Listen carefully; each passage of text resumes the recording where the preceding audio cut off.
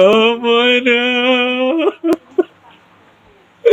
আমার কলিজার ময়না করে, আমার চোখের মনি কয়,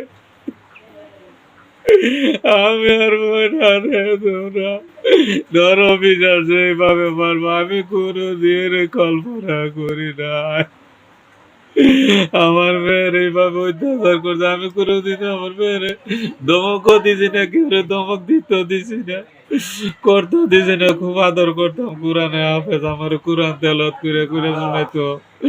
আমার কেনা কোরআন তেলাওয়াত শোনাইব, আমি কারো লেয়া দাও আল্লাহ। আমি আরো যারা যারা আছে আমি সবাই বলতে চাই যে আমার মনের মতন যেন আর কোনো ময়না এইভাবে প্রাণ দিতে না হয়।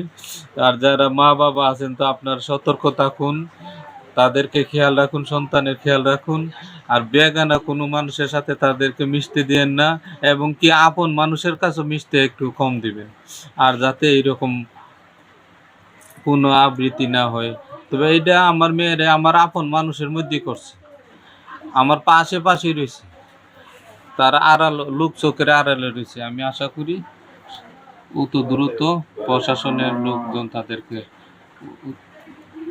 ধরতে সক্ষম হবে ইনশাল্লাহ।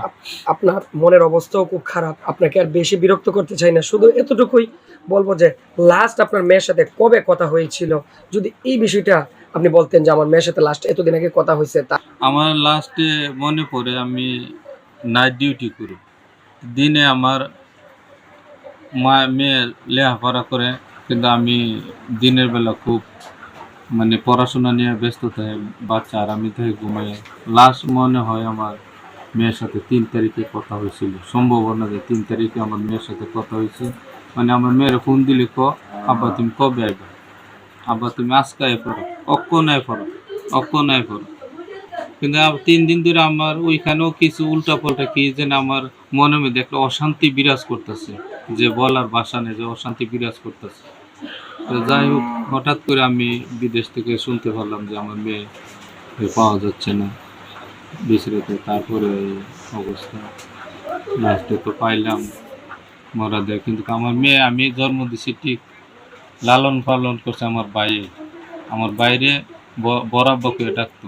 আমার ভাই অনেক আদর করতো, তার কোনো ছেলে সন্তান নেই, আমার মেয়ের অনেক আদর করতো। আমার ভাই অচেতনের মতন, আমার চেয়ে আরো বেশি অচেতন হয়ে আছে আমার ভাই। কি দেখলাম আমার ওই ভাই, আমার ভাই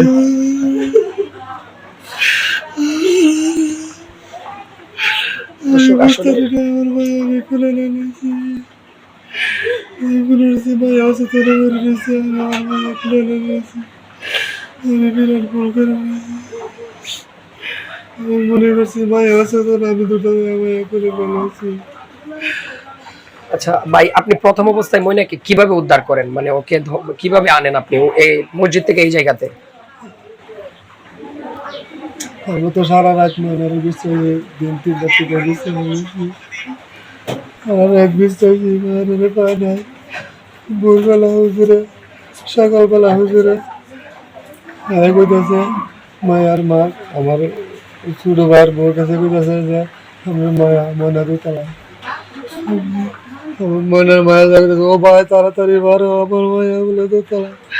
আমি ঠিক থাকতে পারি না, আমি দৌড় পেয়ে গেছি, দেখে আমার মায়া বেউসের মতন করে রয়েছে। আমি রয়েছি মনে গোবর ওষুধ বা ওষুধ ফষুধ খাওয়াই আমার মায়ের পালাতে এনেছে। আমি মায়া তুলে নিয়ে গেছি, তুলে লয়ে আনিছিলাম গেছি।